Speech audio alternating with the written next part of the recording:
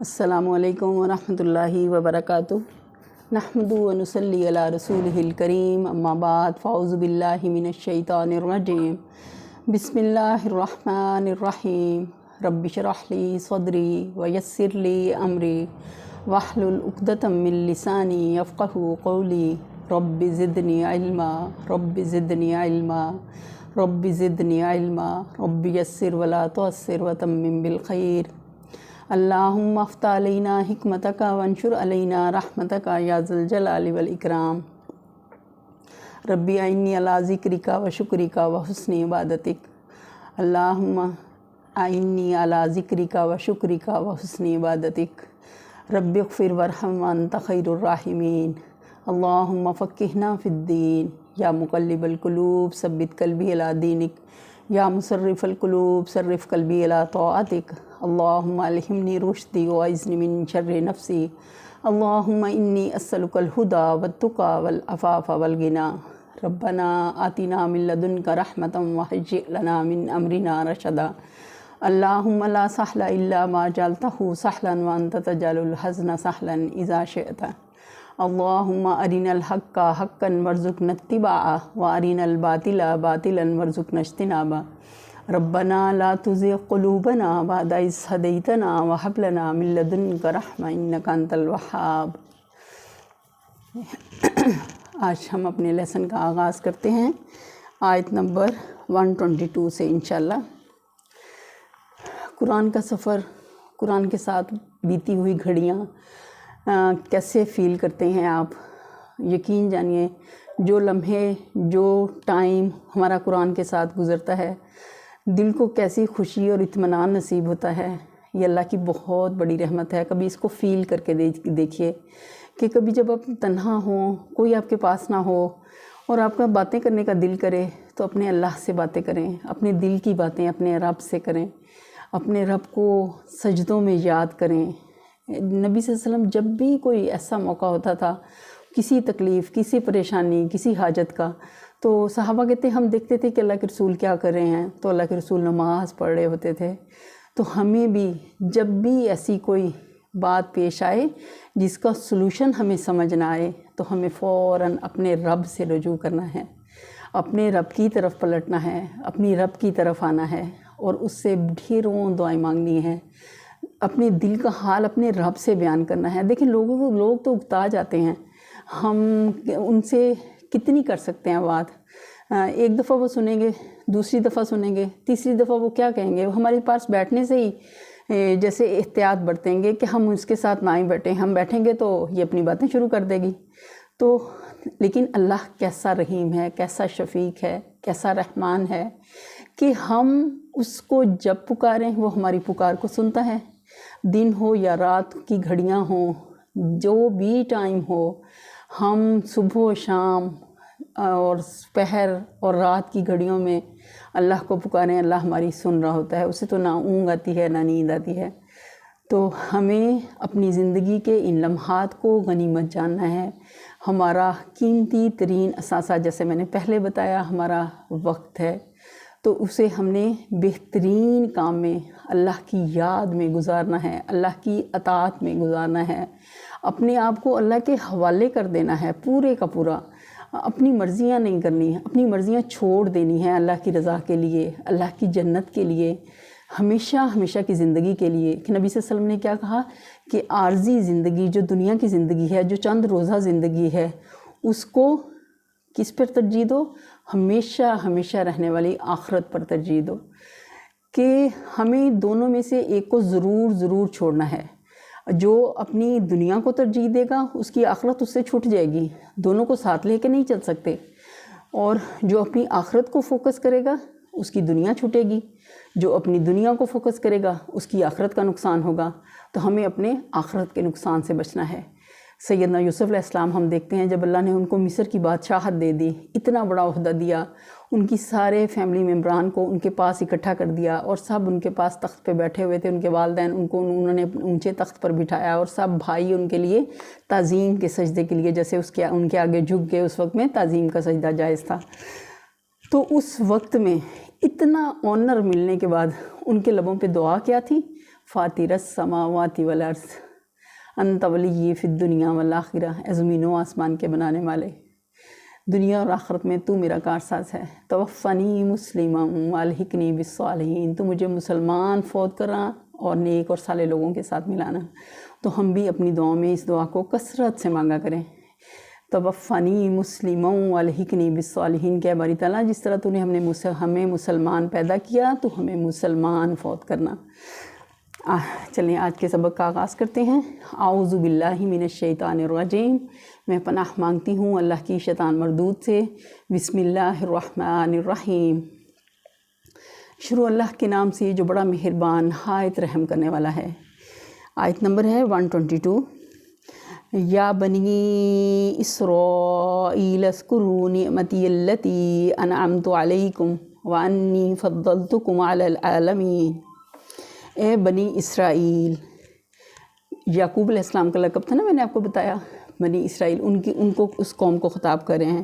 اے اسرائیل کے بچوں، اے اسرائیل کے بیٹوں، یاد کرو میری وہ نعمت جس سے میں نے تمہیں نوازا تھا، اور یہ کہ میں نے تمہیں دنیا کی تمام قوموں پر فضیلت دی تھی۔ یہاں سے ایک دوسرا سلسلہ تقریر شروع ہوتا ہے جسے سمجھنے کے لیے حسب ذیل امور کو اچھی طرح ذہن نشین کر لینا چاہیے۔ نمبر 1، حضرت نوح کے بعد حضرت ابراہیم علیہ السلام وہ پہلے نبی ہیں جن کو اللہ تعالیٰ نے اسلام کی عالمگیر دعوت پھیلانے کے لیے مقرر کیا تھا۔ انہوں نے پہلے خود عراق سے مصر تک اور شام و فلسطین سے ریگستان عرب کے مختلف گوشوں تک برسوں گشت لگا کر اللہ کی اطاعت و فرما برداری یعنی اسلام کی طرف لوگوں کو دعوت دی۔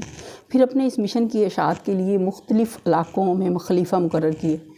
شرق اردن میں اپنے بھتیجے حضرت لوط کو، شام و فلسطین میں اپنے بیٹے حضرت اسحاق کو، اور اندرون عرب میں اپنے بڑے بیٹے حضرت اسماعیل کو مامور کیا۔ پھر اللہ کے حکم سے مکے میں وہ گھر تعمیر کیا جس کا نام کعبہ ہے، اور اللہ ہی کے حکم سے وہ اس مشن کا مرکز قرار پایا۔ نمبر 2، حضرت ابراہیم کی نسل سے 2 بڑی شاخیں نکلیں۔ ایک حضرت اسماعیل کی اولاد جو عرب میں رہی، قریش اور عرب کے بعض دوسرے قبائل کا تعلق اسی شاخ سے تھا، اور جو عرب قبیلے نسلاً حضرت اسماعیل کی اولاد تھے، وہ بھی چونکہ ان کے پھیلائے ہوئے مذہب سے کم و بیش متاثر تھے، اس لیے وہ اپنا سلسلہ انہی سے جوڑتے تھے۔ دوسرے حضرت اسحاق کی اولاد جن میں حضرت یعقوب، یوسف، موسیٰ، داؤد، سلیمان، یحییٰ، عیسیٰ اور بہت سے انبیاء علیہ السلام پیدا ہوئے۔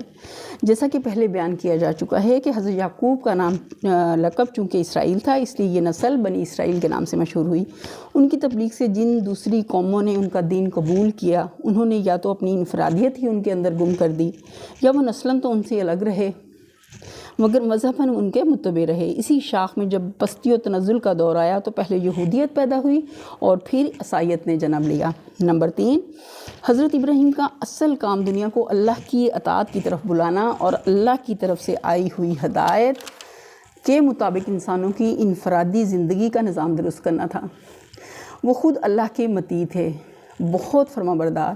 وہ اس کے دیے ہوئے علم کی پیروی کرتے تھے، دنیا میں اس علم کو پھیلاتے تھے اور کوشش کرتے تھے کہ انسان مالک کائنات کے مطیع ہو کر رہیں۔ تمام انسان، یہی خدمت تھی جس کے لیے وہ دنیا کے امام و پیشوا بنائے گئے تھے۔ ان کے بعد یہ امامت کا منصب ان کی نسل کی اس شاخ کو ملا جو حضرت اسحاق اور حضرت یعقوب سے چلی اور بنی اسرائیل کہلائی۔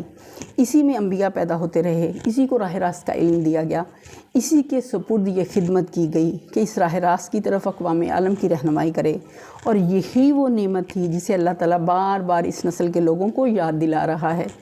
اس شاخ سے حضرت سلیمان کے زمانے میں بیت المقدس کو اپنا مرکز قرار دیا۔ اس شاخ نے حضرت سلمان کے زمانے میں بیت المقدس کو اپنا مرکز قرار دیا، اس لیے جب تک یہ شاخ امامت کے منصب پر قائم رہی، بیت المقدس ہی دعوت اللہ کا مرکز اور خدا پرستوں کا قبلہ رہا۔ نمبر 4، پچھلے 10 رکوع میں اللہ تعالیٰ نے بنی اسرائیل کو خطاب کر کے ان کی تاریخی فرد قرارداد جرم اور ان کی وہ موجودہ حالت جو نزول قرآن کے وقت تھی بے کم و کاس پیش کر دی، اور ان کو بتا دیا کہ تم ہماری اس نعمت کی انتہائی ناقدری کر چکے ہو جو ہم نے تمہیں دی تھی۔ تم نے صرف یہی نہیں کیا کہ منصب امامت کا حق ادا کرنا چھوڑ دیا، بلکہ خود بھی اس حق اور راستی سے پھر گئے اور اب تک ایک نہایت قلیل 69 سالے کے سوا تمہاری پوری امت میں کوئی صلاحیت باقی نہیں رہی۔ نمبر 5، اس کے بعد انہیں بتایا جا رہا ہے کہ امامت ابراہیم کے نطفے کی میراث نہیں ہے۔ یہ بڑی اہم بات ہے کہ کسی کی اعلیٰ نسب میں یا اعلیٰ خاندان میں پیدا ہو جانا انسان کے کیسے کہنا چاہیے کہ معزز ہونے کی دلیل نہیں ہے۔ اللہ کے پاس اصل مقام کس کا ہے؟ جس کے دل میں اللہ کا ڈر ہے، اللہ کا خوف ہے، بلکہ یہ اس سچی اطاعت و فرمانبرداری کا پھل ہے جس میں ہمارے اس بندے نے اپنی ہستی کو گم کر دیا تھا، اور اس کے مستحق صرف وہ لوگ ہیں جو ابراہیم علیہ السلام کے طریقے پر چلیں اور دنیا کو اس طریقے پر چلانے کی خدمت انجام دیں۔ چونکہ تم اس طریقے سے ہٹ گئے ہو اور اس خدمت کی اہلیت پوری طرح کھو چکے ہو، لہٰذا تمہیں امامت کے منصب سے معزول کیا جاتا ہے۔ نمبر 6، ساتھ ہی اشاروں میں یہ بھی بتا دیا جاتا ہے کہ جو غیر اسرائیلی قومیں موسیٰ اور عیسیٰ علیہ السلام کے واسطے سے حضرت ابراہیم علیہ السلام کے ساتھ اپنا تعلق جوڑتی ہیں، وہ بھی ابراہیمی طریقے سے ہٹی ہوئی ہیں۔ نیز مشرکین عرب بھی جو ابراہیم اور اسماعیل علیہ السلام سے اپنے تعلق پر فخر کرتے ہیں، محض نسل و نسب کے کوئی فخر کو لیے بیٹھے ہیں، ورنہ ابراہیم اور اسماعیل کے طریقے سے اب ان کو دور کا واسطہ بھی نہیں رہا، لہٰذا ان میں سے کوئی امامت کا مستحق نہیں، صاف بتا دیا اللہ نے۔ نمبر 7، پھر یہ بات ارشاد ہوتی ہے کہ اب ہم نے ابراہیم علیہ السلام کی دوسری شاخ بنی اسماعیل میں رسول پیدا کیا، جس کے لیے ابراہیم اور اسماعیل نے دعا کی تھی۔ اس کا طریقہ وہی ہے جو ابراہیم، اسماعیل، اسحاق، یعقوب اور دوسرے تمام انبیاء کا تھا، اور اس کے پیرو تمام ان پیغمبروں کی تصدیق کرتے ہیں جو دنیا میں اللہ کی طرف سے آئے ہوئے ہیں، اور اسی راستے کی طرف دنیا کو بلاتے ہیں جس کی طرف سارے انبیاء دعوت دیتے چلے آ رہے ہیں۔ لہٰذا اب امامت کے مستحق صرف وہ لوگ ہیں جو اس رسول کی پیروی کریں۔ نمبر 8، تبدیلی امامت کا اعلان ہونے کے ساتھ ہی قدرتی طور پر تحویل کعبہ کا اعلان ہونا بھی ضروری تھا۔ جب تک بنی اسرائیل کی امامت کا دور تھا، بیت المقدس مرکز دعوت رہا اور وہی قبلہ اہل حق بھی رہا۔ خود نبی اکرم صلی اللہ علیہ وسلم اور آپ کے پیرو بھی اس وقت تک بیت المقدس ہی کو قبلہ بنائے رہے، مگر جب بنی اسرائیل اس منصب سے باضابطہ معزول کر دیے گئے تو بیت المقدس کی مرکزیت آپ سے ختم ہو گئی، لہٰذا اعلان کیا گیا کہ اب وہ مقام دین الہی کا مرکز ہے جہاں سے اس رسول کی دعوت کا ظہور ہوا ہے، اور چونکہ ابتدا میں ابراہیم علیہ السلام کی دعوت کا مرکز بھی یہی مقام تھا، اس لیے اہل کتاب اور مشرکین کسی کے لیے بھی یہ تسلیم کرنے کے سوا چارہ نہیں کہ قبلہ ہونے کا زیادہ حق کعبہ ہی کو پہنچتا ہے۔ ہٹ درمی کی بات دوسری ہے کہ وہ حق کو حق جانتے ہوئے بھی اعتراض کیے چلے جائیں۔ نمبر 9، امت محمد صلی اللہ علیہ وسلم کی امامت اور کعبے کی مرکزیت کا اعلان کرنے کے بعد اللہ تعالیٰ نے 19ویں رکوع سے آخر سورہ بقرہ تک مسلسل اس امت کو وہ ہدایات دی ہیں جس پر اسے عمل پیرا ہونا ہے۔ وہ سارے احکامات اللہ نے ہمیں بتا دیے جس پر عمل کر کے ہم اللہ کی رضا کو پا سکتے ہیں۔ اگلی آیت دیکھتے ہیں۔ وَاتَّقُوا يَوْمًا لَا تَجْزِي نَفْسٌ عَن نَفْسٍ شَيْئًا وَلَا يُقْبَلُ مِنْهَا عَدْلٌ وَلَا تَنْفَعُهَا شَفَاعَةٌ وَلَا هُمْ يُنصَرُونَ، اور ڈرو اس دن سے جب کوئی کسی کے ذرا کام نہ آئے گا، نہ کسی سے فدیہ قبول کیا جائے گا، نہ ہی کوئی سفارش آدمی کو فائدہ دے گی، اور نہ مجرموں کو کہیں سے کوئی مدد پہنچ سکے گی۔ سوچیں کیسا نفسا نفسی کا عالم ہوگا، کوئی کسی کے کام نہ آئے گا، سارے ایک دوسرے کو دیکھ رہے ہوں گے، پہچان رہے ہوں گے، لیکن ایک دوسرے سے نظریں چرا رہے ہوں گے کہ کوئی مجھ سے کوئی نیکی نہ مانگ لے۔ ایک نیکی اگر میزان کو وزنی کر دے گی، اعمال نامہ بھاری ہوگا تو وہ جنت میں داخل ہو جائے گا، اور ایک نیکی اگر کم رہ گئی تو وہ جہنم کا ایندھن بن جائے گا۔ اللہ تعالیٰ ہمیں ایسے آخرت کے نقصان سے بچائے جب کوئی چیز فائدہ نہ دے گی۔ ہمیں ایسے اعمال کرنے کی توفیق عطا فرمائے جس سے اللہ ہم سے راضی ہو جائے۔ اگلی آیت دیکھتے ہیں۔ وَإِذِ ابْتَلَىٰ إِبْرَاهِيمَ رَبُّهُ بِكَلِمَاتٍ فَأَتَمَّهُنَّ قَالَ إِنِّي جَاعِلُكَ لِلنَّاسِ إِمَامًا قَالَ وَمِن ذُرِّيَّتِي قال لا ينال عهد الظالمین، یاد کرو جب ابراہیم کو اس کے رب نے چند باتوں میں آزمایا، وہ ان سب میں پورا اتر گیا تو اس نے کہا میں تجھے سب لوگوں کا پیشوا بنانے والا ہوں۔ ابراہیم نے عرض کیا اور کیا میری اولاد سے بھی یہی وعدہ ہے؟ اس نے جواب دیا میرا وعدہ ظالموں سے متعلق نہیں ہے۔ قرآن میں مختلف مقامات پر ان تمام سخت آزمائشوں کی تفصیل بیان ہوئی ہے جن سے گزر کر حضرت ابراہیم علیہ السلام نے اپنے آپ کو اس بات کا اہل ثابت کیا کہ انہیں بنی نوع انسان کا امام و رہنما بنایا جائے۔ جس وقت سے حق ان پر منکشف ہوا اس وقت سے لے کر مرتے دم تک ان کی پوری زندگی سراسر قربانی ہی قربانی تھی۔ دنیا میں جتنی چیزیں ایسی ہیں جن سے انسان محبت کرتا ہے ان میں سے کوئی چیز ایسی نہ تھی جس کو حضرت ابراہیم نے حق کی خاطر قربان نہ کیا ہو، اور دنیا میں جتنے خطرات ایسے ہیں جن سے آدمی ڈرتا ہے ان میں سے کوئی خطرہ ایسا نہ تھا جسے انہوں نے حق کی راہ میں نہ جھیلا ہو۔ پھر جب انہوں نے اپنی اولاد کے بارے میں پوچھا کہ کیا امامت ان کو بھی ملے گی، تو اللہ تعالیٰ نے کیا بتا دیا، یعنی یہ وعدہ تمہاری اولاد کے صرف اس حصے تک تعلق رکھتا ہے جو صالح ہوں، جو نیک ہوں گے، جو اس منصب کے اہل ہوں گے، انہی کو ملے گی امامت، اور ان میں سے جو ظالم ہوں گے ان کے لیے یہ وعدہ نہیں ہے۔ اس سے یہ بات خود ظاہر ہو جاتی ہے کہ گمراہ یہودی اور مشرک بنی اسماعیل اس وعدے کے مصداق نہیں ہیں۔ اگلی آیت ہے وَإِذْ جَعَلْنَا الْبَيْتَ مَثَابَةً لِلنَّاسِ وَأَمْنًا وَاتَّخِذُوا مِن مَّقَامِ إِبْرَاهِيمَ مُصَلًّى وَعَهِدْنَا إِلَىٰ إِبْرَاهِيمَ وَإِسْمَاعِيلَ أَن طَهِّرَ بَيْتِيَ لِلطَّائِفِينَ وَالْعَاكِفِينَ وَالرُّكَّعِ السُّجُودِ۔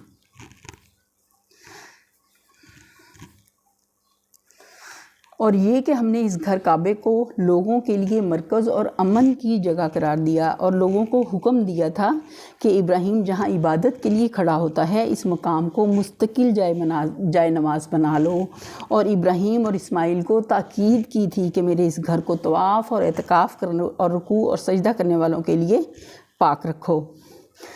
پاک رکھنے سے مراد صرف یہی نہیں کہ کوڑے کرکٹ سے اسے پاک رکھا جائے، کوڑے کرکٹ سے، بلکہ اللہ کے گھر کی اصل پاکی کیا ہے کہ اس میں اللہ کے سوا کسی کا نام بلند نہ ہو۔ جس نے خانہ خدا میں خدا کے سوا کسی دوسرے کو مالک و معبود، حاجت روا اور فریاد رس کی حیثیت سے پکارا، اس نے حقیقت میں اسے گندہ کر دیا۔ یہ آیت ایک نہایت لطیف طریقے سے مشرکین قریش کے جرم کی طرف اشارہ کر رہی ہے کہ یہ ظالم لوگ ابراہیم علیہ السلام اور اسماعیل کے وارث ہونے پر فخر تو کرتے ہیں مگر وراثت کا حق ادا کرنے کی بجائے الٹا اس حق کو پامال کر رہے ہیں۔ لہٰذا جو وعدہ ابراہیم علیہ السلام سے کیا گیا تھا، جس طرح بنی اسرائیل مستثنیٰ ہو گئے ہیں، اسی طرح یہ مشرک بنی اسماعیل بھی اس سے مستثنیٰ ہیں۔ اگلی آیت ہے وَإِذْ قَالَ إِبْرَاهِيمُ رَبِّ اجْعَلْ هَٰذَا بَلَدًا آمِنًا وَارْزُقْ أَهْلَهُ مِنَ الثَّمَرَاتِ مَنْ آمَنَ مِنْهُمْ بِاللَّهِ وَالْيَوْمِ الْآخِرِ قَالَ وَمَنْ كَفَرَ فَأُمَتِّعُهُ قَلِيلًا ثُمَّ أَضْطَرُّهُ إِلَىٰ عَذَابِ النَّارِ وَبِئْسَ الْمَصِيرُ۔ اور یہ کہ ابراہیم علیہ السلام نے دعا کی کہ اے میرے رب اس شہر کو امن کا شہر بنا دے اور اس کے باشندوں میں سے جو اللہ اور آخرت کو مانے انہیں ہر قسم کے پھلوں کا رزق دے۔ جواب میں اس کے رب نے فرمایا اور جو نہ مانے گا دنیا کی چند روزہ زندگی کا سامان تو میں اسے بھی دوں گا مگر آخر اسے عذاب جہنم کی طرف گھسیٹوں گا اور وہ بدترین ٹھکانہ ہے۔ حضرت ابراہیم علیہ السلام نے جب منصب امامت کے متعلق پوچھا تھا تو ارشاد ہوا تھا کہ اس منصب کا وعدہ تمہاری اولاد کے صرف مومن اور صالح لوگوں کے لیے ہے، ظالم اس سے مستثنیٰ ہیں۔ اس کے بعد جب حضرت ابراہیم علیہ السلام نے رزق کے لیے دعا کرنے لگے تو سابق فرمان کو پیش نظر رکھ کر انہوں نے صرف اپنی مومن اولاد ہی کے لیے دعا کی، مگر اللہ تعالیٰ نے جواب میں اس غلط فہمی کو فوراً رفع کر دیا اور انہیں بتایا کہ امامت صالح اور چیز ہے اور رزق دنیا دوسری چیز۔ امامت صالح صرف مومنین صالحین کو ملے گی مگر رزق دنیا مومن کافر کو دیا جائے گا۔ اس سے یہ بات خود بخود نکل آئی کہ اگر کسی کو رزق دنیا فراوانی کے ساتھ مل رہا ہو تو وہ اس غلط فہمی میں نہ پڑے کہ اللہ اس سے راضی ہے اور وہ اللہ کی طرف سے پیشوائی کا مستحق بھی ہے۔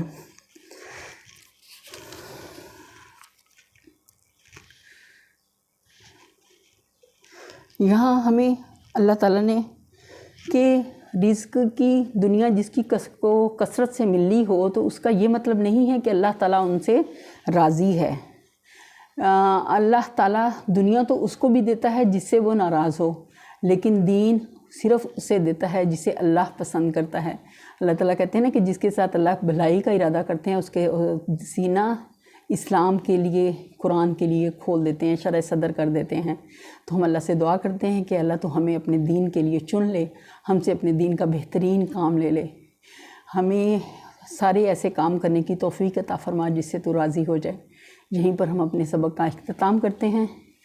سبحانک اللہم و بحمدک نشہد ان لا الہ الا انت نستغفرک ونتوب الیک۔ سبحان ربک رب العزت عما یصفون وسلام علی المرسلین والحمد للہ رب العالمین۔ آمین ثم آمین یا رب العالمین۔